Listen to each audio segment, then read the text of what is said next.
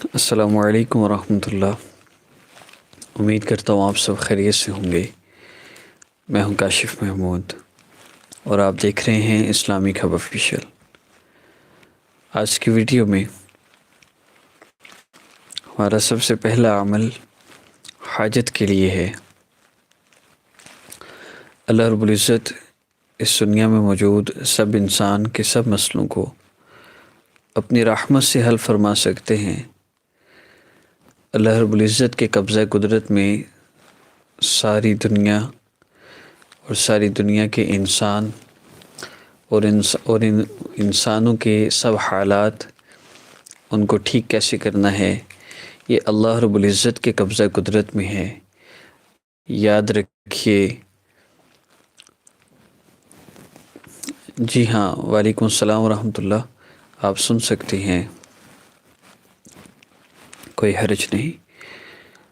سکون چاہتی ہیں تو انشاءاللہ آپ کو سن کے سکون ضرور ملے گا۔ آپ سن سکتے ہیں۔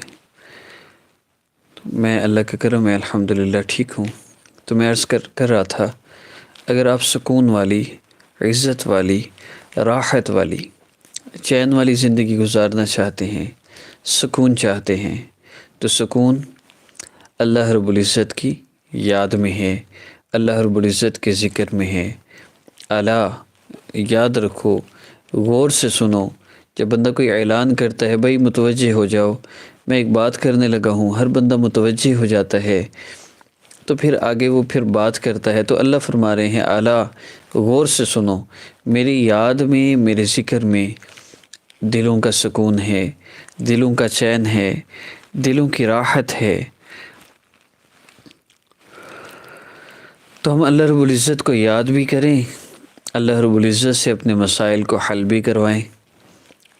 اس دنیا کے اندر موجود ہزاروں لاکھوں انسان، کروڑوں اربوں کھربوں انسان جن جن مسائل میں اس وقت مبتلا ہے، ان سب کے سارے مسائل کا حل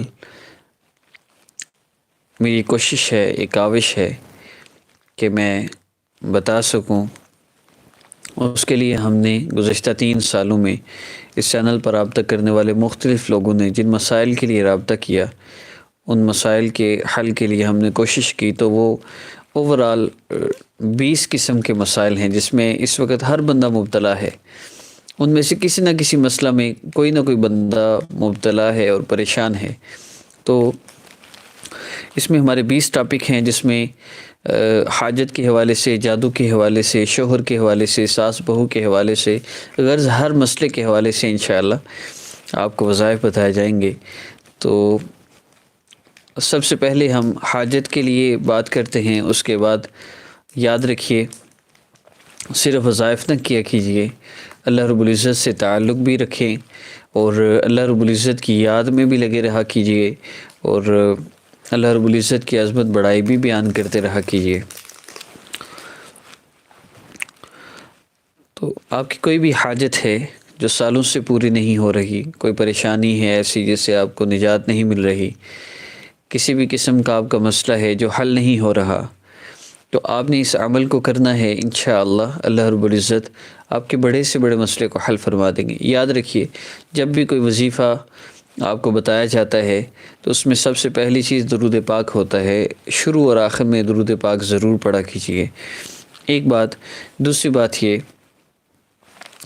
کہ اس کے علاوہ جتنی بھی شرائط بتائی جاتی ہیں، باوضو ہو کر، قبلہ رو ہو کر اور اتنی مقدار میں، یہ ساری چیزیں ضروری نہیں ہیں، یہ زیادہ ضروری نہیں۔ اگر آپ نہیں بھی عمل کر سکتے تو کوئی حرج نہیں، لیکن درود پاک شروع آخر میں بس یہ ضروری ہے، اور وہ عمل آپ کس حالت میں کریں۔ محسوس ایام میں ہیں تو قرآن پاک کی کسی آیت کا وظیفہ نہیں کر سکتے، کسی صورت کا وظیفہ نہیں کر سکتے، بس اتنا ہی ہے۔